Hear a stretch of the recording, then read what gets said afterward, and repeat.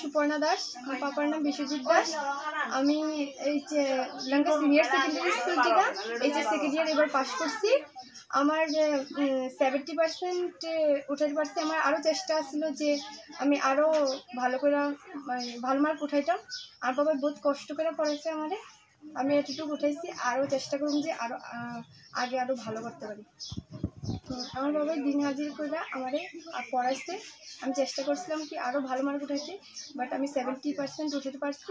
আর আগে আরও চেষ্টা করুন যে আরও ভালো উঠাইতে। লেটার পালা নাকি? পালু দুটা, কি কি?